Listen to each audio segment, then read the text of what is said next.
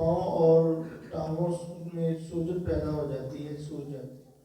یہ جو سوجتے ہیں اس کی سب سے بڑی وجہ میرے بھائی اور میری بہنوں ہمارے معدے کا ٹھیک نہ ہونا ہے۔ یہ پاؤں کا سو جانا اور پاؤں کا سوج جانا، اس کی سب سے بڑی وجہ ہمارے جسم میں جو ہمارا امیون سسٹم ہے وہ پراپر کام نہیں کر رہا ہوتا۔ تو وہ پراپر کام کیوں نہیں کر رہا؟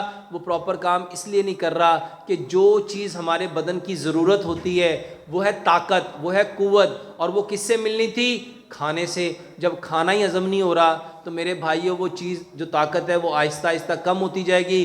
جب اس کی طاقت آہستہ آہستہ کم ہوتی جائے گی تو اس کے ساتھ ہمارا امیون سسٹم جو ہے وہ بھی آہستہ آہستہ سلو ڈاؤن ہوتا جائے گا۔ ہمیں سب سے پہلے اپنے بدن کی بیماری کا علاج کروانے سے پہلے ہمیں اپنے معدے کا علاج کرنا چاہیے۔ جو معدہ ہے وہ بدن کا سردار ہے، وہ بدن کے سارے اعضاء کو میرے بھائیوں طاقت دیتا ہے، اور طاقت اس نے تبھی دینی ہے نا جب وہ کھانے کو ہضم کرے گا، اور کھانے کو ہضم وہ اس وقت کرے گا جب کھانا اچھی طرح جذب ہوگا۔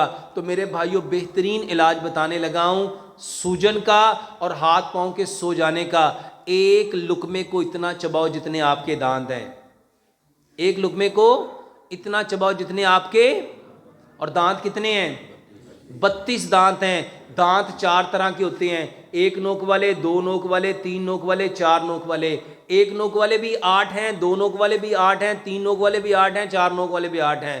ایک نوک والے کا کام ہے کاٹنا، 2 کا کام ہے پھاڑنا، 3 کا کام ہے چیرنا، 4 کا کام ہے پیسنا۔ کھانے کو کاٹنا بھی ہے، پھاڑنا بھی ہے، چیرنا بھی ہے، پیسنا بھی ہے۔ یہ کام کرنا تھا دانتوں نے۔ دانت اللہ سبحانہ و تعالیٰ نے بنائے کیلشیم کے، پتھر کے، اور معدہ بنایا اللہ تعالیٰ نے فائبر کا۔ اب سوچو جو کام دانت نہیں کر سکے، جو کھانا دانتوں سے گزر کے آ گیا، وہ نہ کٹا، نہ پھٹا، نہ چیرا، نہ پسا، تو کیا معدہ اس کو کر لے گا؟